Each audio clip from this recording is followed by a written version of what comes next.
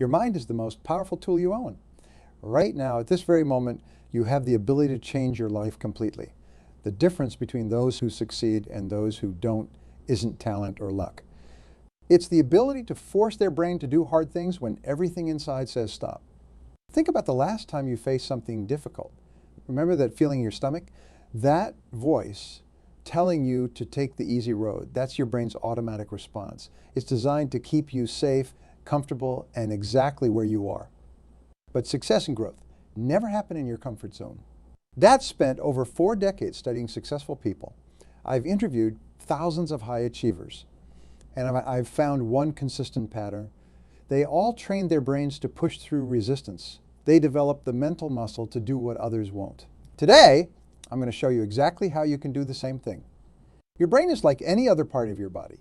It can be trained, strengthened, rewired. You can literally force it to embrace challenge instead of running from it. This isn't just motivational talk. It's backed by science, proven by results, and I'm going to walk you through the exact steps to make it happen in your life. When you finish listening today, you'll have practical tools to overcome mental resistance. You'll understand how to push through when tasks seem overwhelming. And you'll have a clear path to building the mental toughness that separates extraordinary people from everyone else. Let's talk about why your brain resists hard things. It's not because you're lazy or incapable. It's because your brain has one primary job: keep you alive. And for thousands of years, that meant conserving energy and avoiding unnecessary risk. Your brain consumes about 20 of your body's energy while making up only 2 of your body weight. It's an energy-hungry organ. So when you approach a difficult task, your brain immediately looks for ways to save energy. It sends signals of discomfort, boredom, or fear. It creates distractions and excuses. These aren't character flaws. They're built-in survival mechanisms. Here's the problem. We no longer live in a world where conserving energy is necessary for survival. We live in a world where mental growth, learning, and adaptation are the keys to success. Your brain's natural tendency to avoid hard work is now working against you. Think about what happens when you sit down to learn a new skill. After 10-15 minutes, you feel the urge to check your phone. Your mind wanders. You suddenly remember other important tasks. This isn't random. It's your brain's resistance system at work. The comfort zone feels good in the moment. It's predictable, safe, and requires minimal effort. But it's also where dreams go to die. Nothing remarkable ever comes from staying comfortable. And deep down, you know this already. When you avoid mental challenges, you pay a price far greater than you realize. Each time you back away from something difficult, you're not just avoiding a task. You're reinforcing a pattern that will limit you for life. I once worked with a talented young manager named Michael. He had all the potential to become a corporate leader, but whenever he needed to have difficult conversations with team members, he would postpone them. Each time, he told himself he would do it tomorrow when he felt more prepared. 3 years later, Michael was still in the same position while his peers had been promoted multiple times. The cost of avoiding those hard conversations wasn't just temporary discomfort. It was his entire career trajectory. This happens in every area of life. The person who avoids the discomfort of exercise loses their health. The entrepreneur who avoids the challenge of sales calls loses their business. The couple who avoids difficult conversations loses their relationship. Small acts of mental avoidance compound over time into major life limitations. They become invisible walls that keep you trapped in a life that's far below your potential. And the worst part? Most people never realize what they're sacrificing. The good news is that your brain has incredible capabilities that most people never tap into. The science of neuroplasticity has shown us that your brain can form new connections and pathways throughout your entire life. It can adapt, grow, and rewire itself based on your experiences and choices. Think about London taxi drivers. Research has shown that they actually develop a larger hippocampi, the brain region responsible for spatial memory, after years of navigating London's complex streets. Their brains physically changed to meet the demands they placed on it. Or consider people who have recovered from strokes that damaged large portions of their brains. Many regain functions as their brains create new pathways around the damaged areas. The brain's ability to adapt is remarkable when pushed to do so. You've experienced this yourself on a smaller scale. Remember learning to drive? At first it required intense concentration. You had to consciously think about every movement. Now you can drive while having a conversation or listening to an audio book. That's because those driving skills have been hardwired into your brain through repetition. Your brain has the same capacity for growth in any area you choose to develop, whether it's learning a new language, mastering public speaking, understanding complex data, or building emotional intelligence. Your brain can strengthen those pathways if you consistently push it to do so. Now let's talk about specific strategies to force your brain to do hard things. The first is what I call the 5-second rule. This isn't about food dropped on the floor.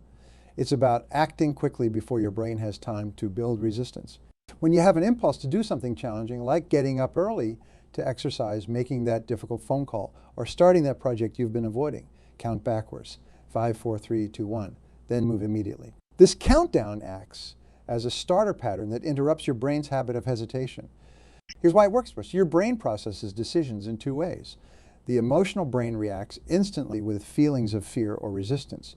The rational brain takes longer to engage but can override those feelings. The 5-second countdown bridges the gap between these systems, giving your rational brain time to take control before resistance sets in.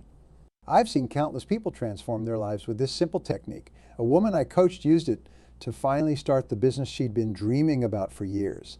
Each morning, she'd count down 5, 4, 3, 2, 1, and then make 5 sales calls before her brain could come up with excuses. Within 6 months, she had enough clients to quit her job. The key is immediate physical movement. Don't just count down and think about acting. The countdown must trigger physical action every single time. This creates a new neural pathway that bypasses resistance. The second strategy is deliberate habit formation. Your brain operates largely on automatic programs we call habits. These automatic behaviors require very little mental energy, which is why your brain loves them. By intentionally creating habits around difficult tasks, you can make them automatic and bypass resistance entirely. The key to habit formation is understanding 3 parts: the trigger, the routine, and the reward. The trigger is what initiates the behavior, the routine is the behavior itself, and the reward is what makes your brain want to repeat the cycle. For example, if you want to develop a daily writing habit, you might set your trigger as sitting at your desk with a cup of coffee at 6 a.m. The routine is writing for 30 minutes. The reward might be checking off your progress in a tracker and feeling accomplishment. Research suggests it takes about 21 days of consistent practice for simple habits and up to 66 days for more complex ones. During this formation period, you'll need to consciously push through resistance. But once established, habits require minimal mental energy. Your brain will actually begin to crave the routine. I recommend starting with one hard thing and turning into a habit before adding more.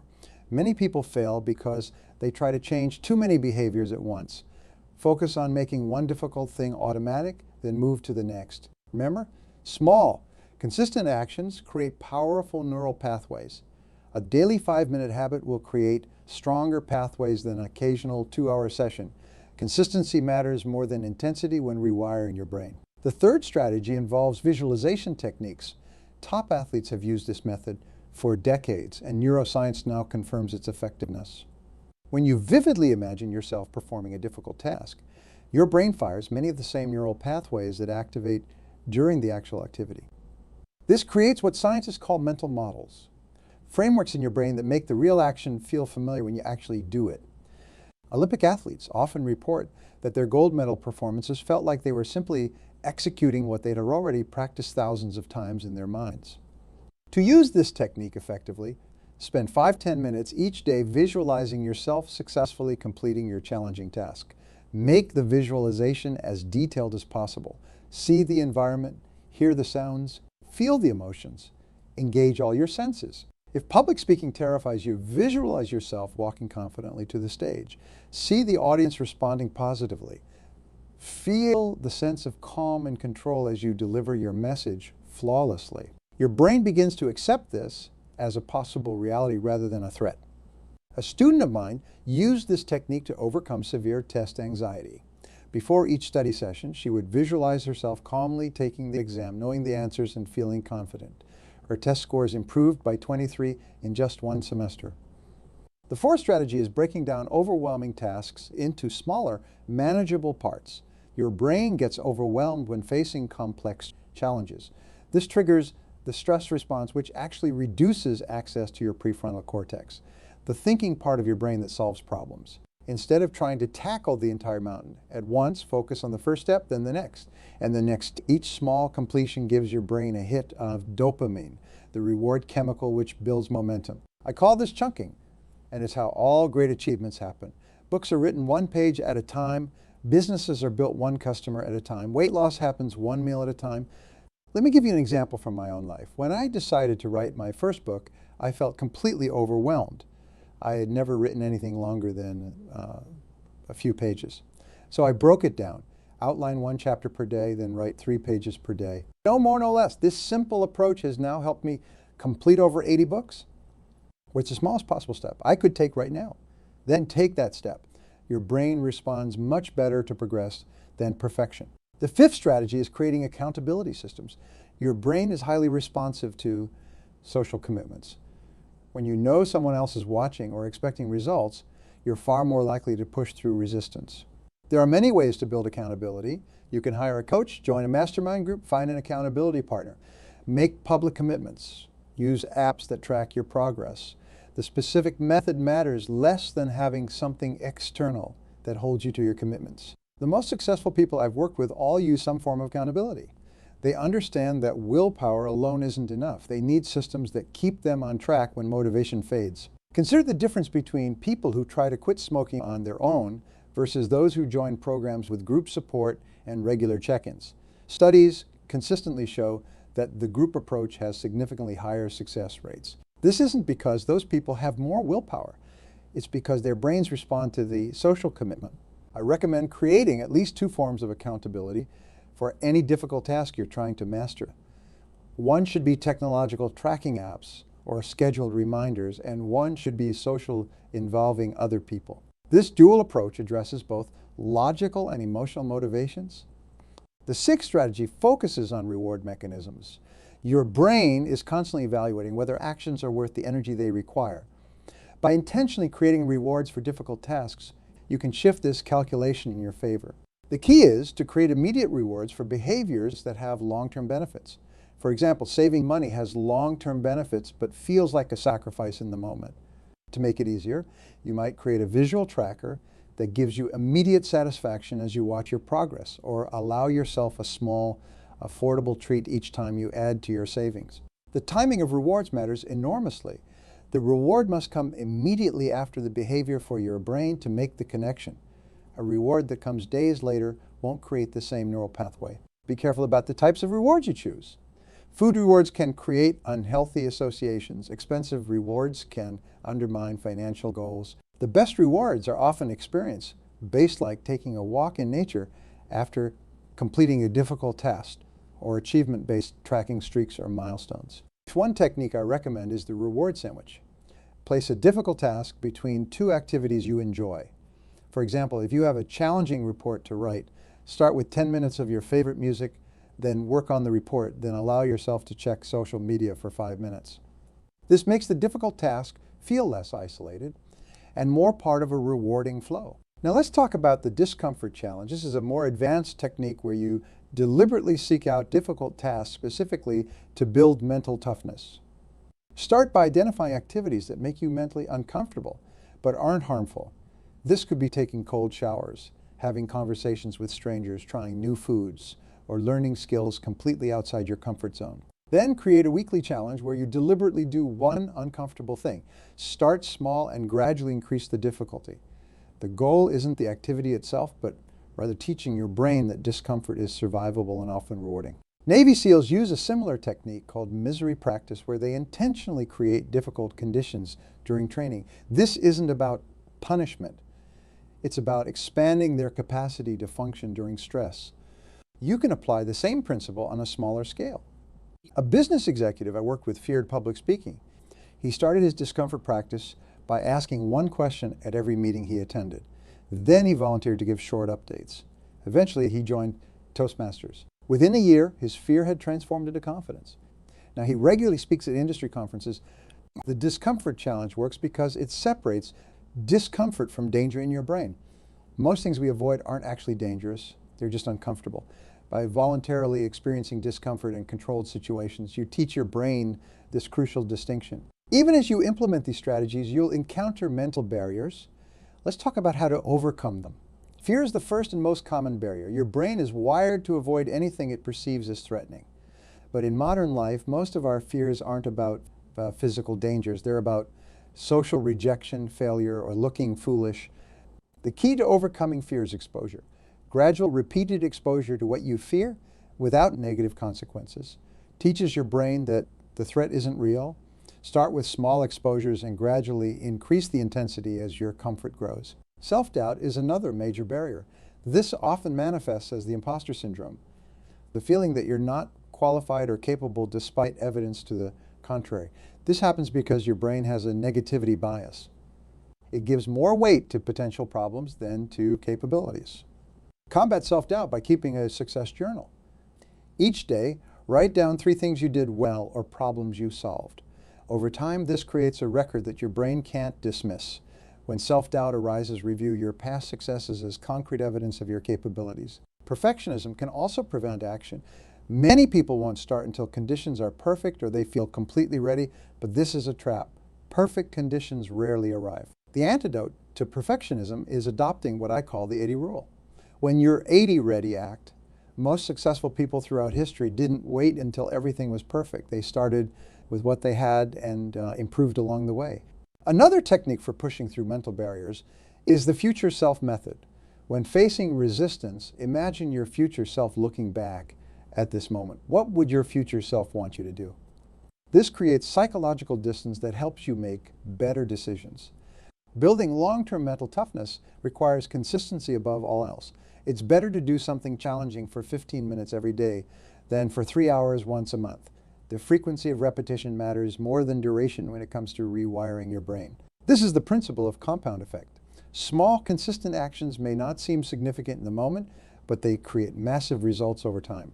Just as compound interest transforms modest savings into wealth, compound mental effort transforms your brain's capabilities. Create a simple tracking system for your mental toughness practice.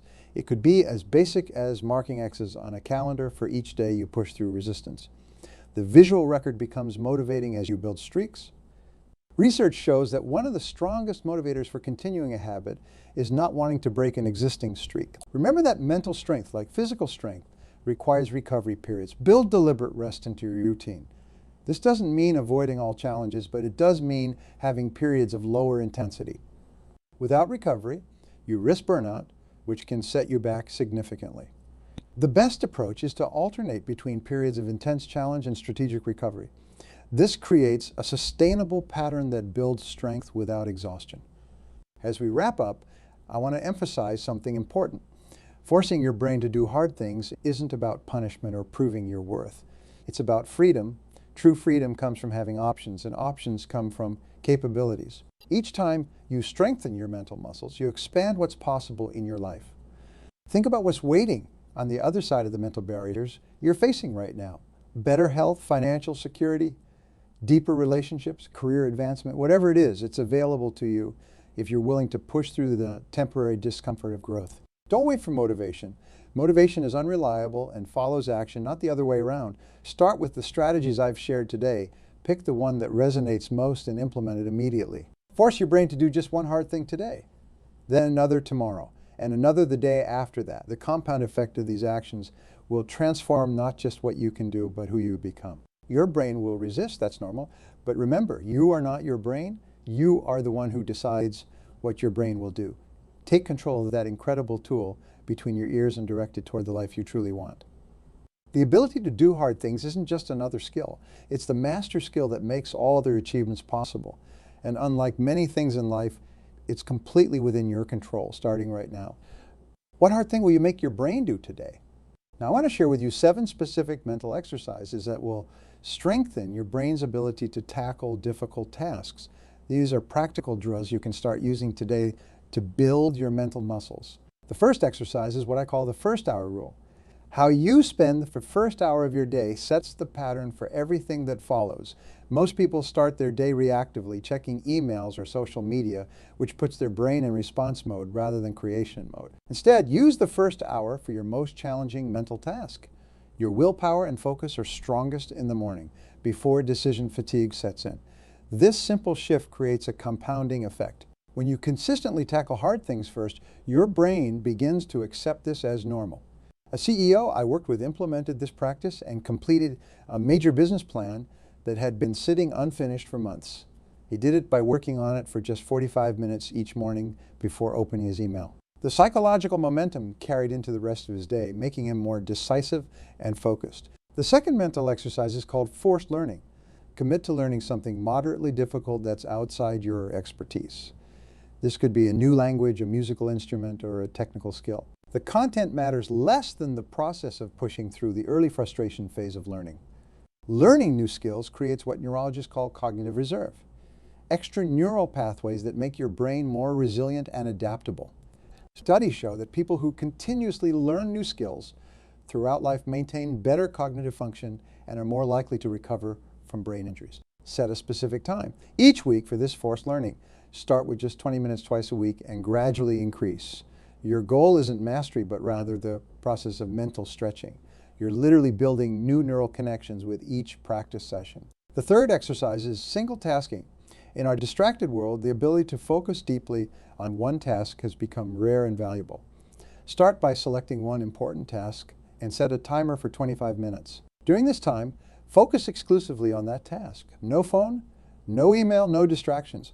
This practice, sometimes called the Pomodoro technique, trains your brain to sustain attention. It's like weight training for your focus muscles. Over time, you can extend the sessions to 45 or even 90 minutes, but start small to build confidence. What makes this exercise powerful is its simplicity. You're not trying to focus all day just for 25 minutes. Almost anyone can push through resistance for that short period. Yet these focus blocks, when accumulated, lead to remarkable productivity and strengthened neural pathways. The fourth mental exercise is idea generation. Set a timer for 10 minutes and force yourself to write down 20 ideas on any topic. It could be business opportunities, ways to solve a problem, or book topics. Anything that requires creative. The first 5-7 ideas will come easily. The middle section will be harder. The final few will require genuine mental strain. That's the point. You're pushing your brain past its normal creative limits, forcing it to make new connections. James Altucher, a successful entrepreneur and author, credits this daily practice with transforming his life after he lost everything. He calls it becoming an idea machine. The quality of the ideas doesn't matter at first. The practice of pushing past mental resistance is what builds your creative capacity.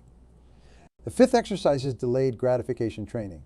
In today's world of instant rewards, the ability to delay gratification separates high achievers from everyone else.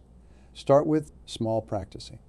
When you feel hungry, wait 15 minutes before eating. When you want to check social media, make yourself complete a task first. The famous Stanford marshmallow experiment from the 1970s showed that children who could delay gratification waiting to eat a marshmallow to get two later had better life outcomes decades later, including higher SAT scores, better health, and more successful careers. You can systematically strengthen this ability. Start by identifying your most common impulses throughout the day. Create a small waiting period before satisfying each one. Gradually extend these waiting periods. You're teaching your brain that it can want something without immediately acting on that want. The sixth mental exercise is structured reflection. At the end of each day, spend 10 minutes writing answers to 3 questions. What went well today? What could I have done better? What will I do differently tomorrow? This practice forces your brain to extract lessons from experience rather than just moving on to the next thing. It creates a feedback loop that accelerates improvement in any area. It also builds self-awareness, which is essential for overcoming your specific patterns of resistance. William Deresiewicz, who taught at Yale University, noted that today's high achievers often reach advanced positions without ever developing true self-knowledge. They move so quickly from achievement to achievement that they never process their experiences. Structured reflection prevents this problem by forcing your brain to make meaning from daily events. The final mental exercise is opposite thinking. Take a belief or approach you currently hold and force yourself to argue the opposite case as compellingly as possible. This isn't about changing your mind. It's about developing mental flexibility and reducing cognitive rigidity. Military strategists use this technique to avoid being blindsided by unexpected moves from opponents. Business leaders use it to identify potential disruptions to their industry. You can use it to overcome the brain's tendency toward confirmation bias, only seeing evidence that supports what you already believe. Start with low-stakes topics before applying this to core beliefs. The goal is to develop the mental muscle of considering alternative perspectives, which makes your thinking more robust and your decisions more sound. As you implement these mental exercises, keep 3 principles in mind. First, consistency trumps intensity. A small daily practice creates more lasting change than occasional heroic efforts. Second, progress isn't linear. You'll have days when your brain seems more resistant than others. This is normal and not a sign of failure. Third, mental strength, like physical strength, is specific to what you train. Focus your efforts on the areas most important to your goals. I recommend selecting just 2 of these exercises to start with. Practice them consistently for 30 days before adding more. Track your progress in a simple journal. Note not just what you did, but how it felt. Over time, you'll see patterns emerge that reveal your particular forms of resistance. Remember that forcing your brain to do hard things isn't about becoming superhuman. It's about expanding your capabilities so you have more choices in life. Each time you push through resistance, you're telling yourself a new story about who you are and what you can accomplish. Eventually, that story becomes your reality. The question isn't whether you can do difficult things. You absolutely can. The question is whether you're willing to endure the temporary discomfort of growth to reach the life you truly want. I believe you are. Now prove me right.